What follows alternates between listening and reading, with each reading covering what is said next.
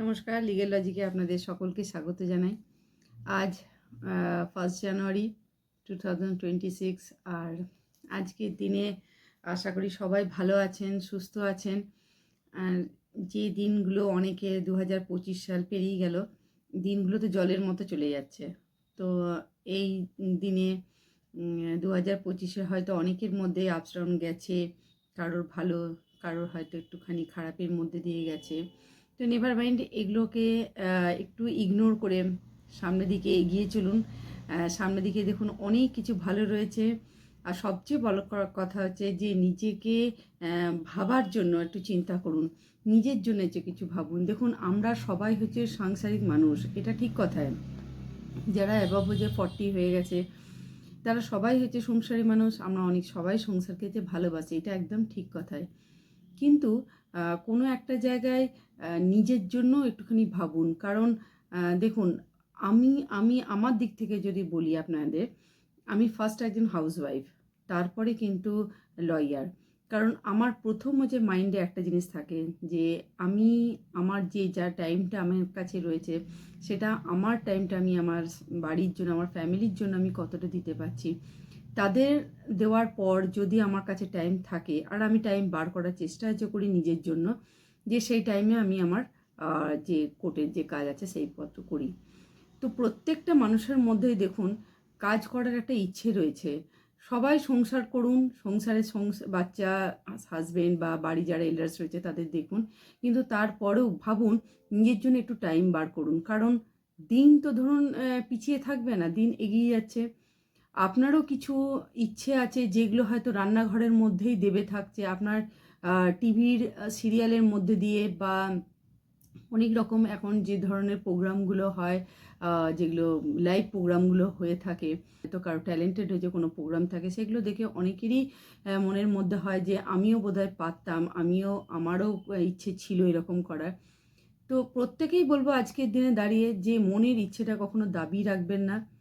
আপনারা নিজেরাও চেষ্টা করুন, নিশ্চয়ই পারবেন। এমন নয় যে সবাইকে ডাক্তার হতে হবে, ইঞ্জিনিয়ার হতে হবে, লয়ার হতে হবে, এমন কোনো কিছু ব্যাপার নেই। প্রত্যেককে নিজেদের চিনুন যে আপনাদের নিজেদের মধ্যে কি হিডেন ট্যালেন্টটা রয়েছে। সেই হিডেন ট্যালেন্টটাকে নিজের বাইরে বার করুন, নিজেকে চিনুন।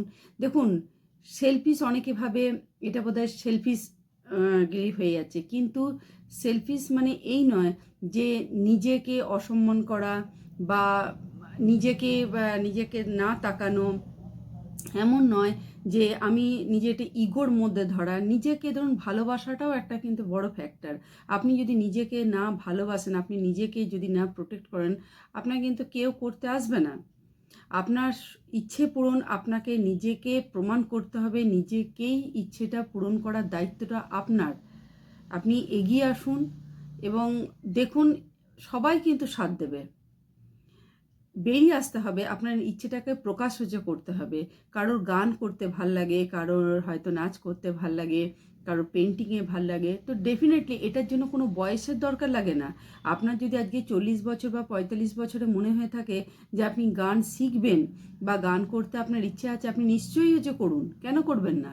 গানের জন্য আলাদা করে কোনো বয়স নেই যে আপনার 40 অ্যাবাভ হয়ে গেছে বা 45 হয়ে গেছে, এই বয়সে আপনি করতে পারবেন না, না।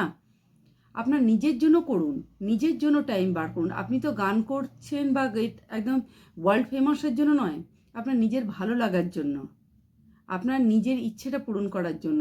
সবসময় একটা মানুষের রান্নাঘরের মধ্যে কাজ করা বা কারোর জন্য করা, এখানেও একটুখানি খারাপ লাগে যে কন্টিনিউয়াসে যে করে যাচ্ছে একটা মানুষ। তো সেই জায়গা থেকে আপনি যদি সারাদিনের সংসারে কাজ করে ঠিক মতো রুটিন বার করে আপনি নিজের জন্য যে টাইম দেন, নিজের জন্য কিছু করার চেষ্টা করেন, আমার মনে হয় যে খুব ভালো হবে।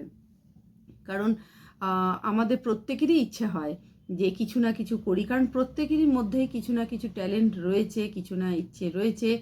সেগুলো বাইরে বার করুন, নিজেরা সেগুলোকে প্রকাশ করুন। এবং শেখার জানেন তো কোনো বয়স নেই, যে কোনো বয়সে যে কোনো কেউ সব কিছু শিখতে পারে।